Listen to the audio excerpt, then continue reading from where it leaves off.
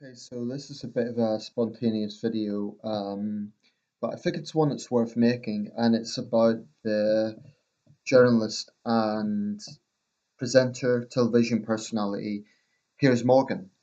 He's probably one of the most famous people in Britain, and a very controversial figure. He's been on the sort of national scene now for probably about 2 decades. Um, And he's known on both sides of the Atlantic because he spent time in the United States on CNN, where he got attention for his outspoken views on the gun issue. Um, when it comes to Piers Morgan, he's one of the few people I really can't make my mind up about whether I admire him or I can't stand him, because at different times I felt both ways. There's times I've really respected him and some of the positions he's taken, and I've been grateful that he's done so. There's been other times I think he was dead wrong in the way he went about it. So just want to sort of analyze that a little bit. What's prompted me to make this is a video by Watch Mojo UK, and the video is entitled 10 Times Piers Morgan Went Too Far. I think one thing everyone can agree on, even supporters of Piers Morgan, is that he has a huge ego. Clearly, he loves the sound of his own voice, and I think even his supporters would concede that. I have a book. It wouldn't be called biographical, but it's like diaries of his time as a tabloid editor. He started off on the News of the World, and then he went on to become editor of the Daily Mirror, which was a left-wing tabloid. The News of the World was a right-wing tabloid. But basically, the book, forget the title now, I don't have it on hand, but it exposes the whole sleazy world of tabloid journalism from the horse's mouth. Morgan himself concedes it can be a very sleazy, cutthroat, ruthless world. And it is very interesting. Even if you hate the tabloid press, it makes a very interesting read. It's very revealing. Um, and it details the period from 1994 to 2004, some very prominent events, the death of Princess Diana, 9/11, other events, the lead up to the Iraq War, his relationship with Tony Blair, a lot of very topical things. But since then, he's been very prominent. He, like I say, spent time in the United States. And for the last few years, he's been a co presenter of This Morning. I say co presenter, but you'd think he's the only presenter because he barely ever lets Susanna Reid talk. And there's clear tensions between them on set. Apparently, he's had some sort of sleeping disorder or some sort of issue that purportedly impacts the way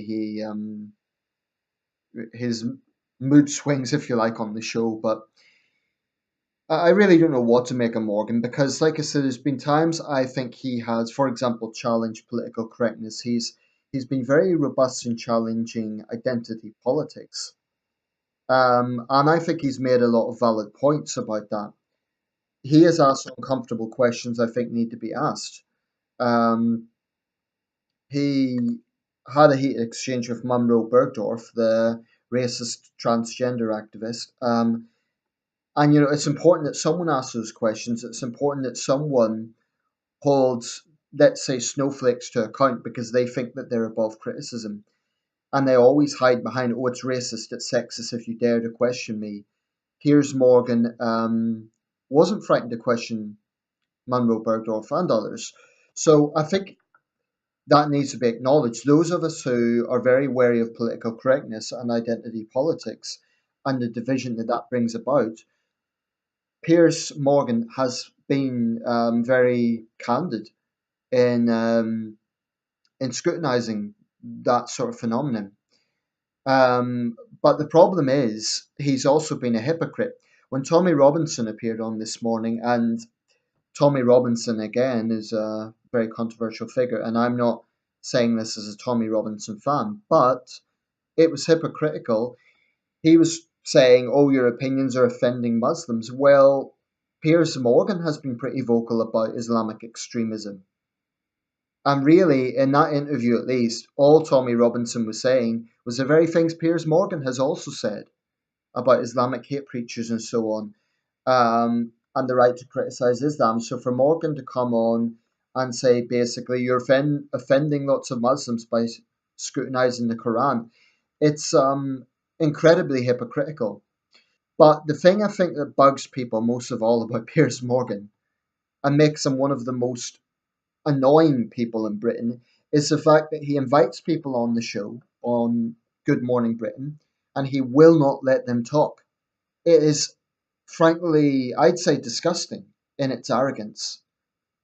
You just don't invite someone on a show if you're not going to let them speak. It is profoundly arrogant. And he's too arrogant and egotistical to either realize or care.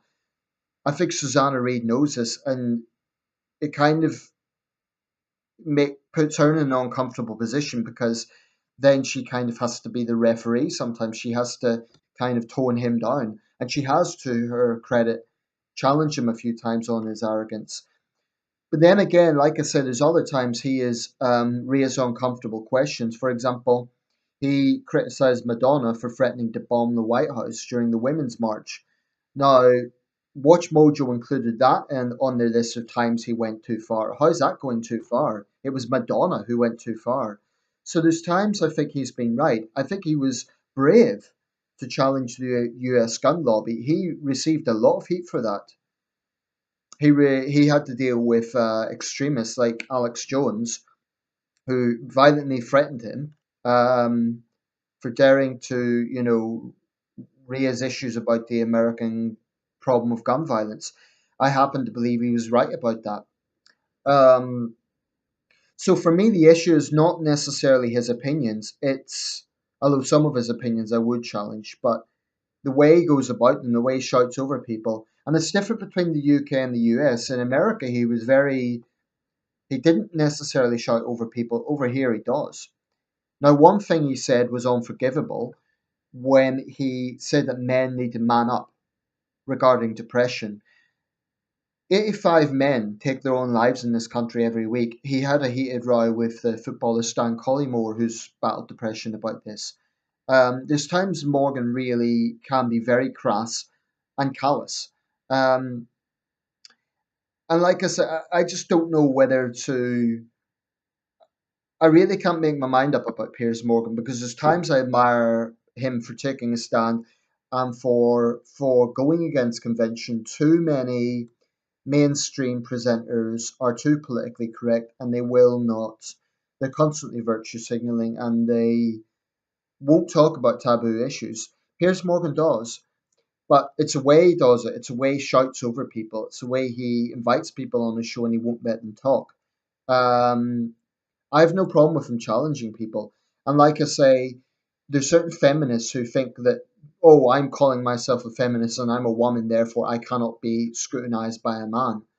I think they're very arrogant and I think they need to be challenged. But there's other times I think where he does go too far, it's when he just won't let people speak. For goodness sake, Piers, let people speak. Um, that's the only thing I would say about it. I mean, one thing he doesn't do is play the victim. So at least he is very controversial and he is, robustly attacked sometimes. He never says, oh, poor me. So that's something. Whereas some of the people he interviews do that when you criticize them. I mean, any of those leaders of the Women's March, you criticize them, they'd immediately say, oh, it's because I'm a woman. And I've no respect for that sort of victimhood mentality. And frankly, some of the leaders of the Women's March were very controversial characters. So it's not Piers Morgan's positions necessarily. I respect the fact he challenges political correctness. I respect the fact he challenges aggressive feminism. I respect the fact he challenges identity politics. What I don't respect is his egoism and the fact he will not let his guests speak. So I'd much rather he was sharp and robust, but a degree of civility, a degree of politeness where he actually lets the other person speak. Yeah, that's how I view Piers Morgan. What do you think of Piers Morgan? Let me know your thoughts.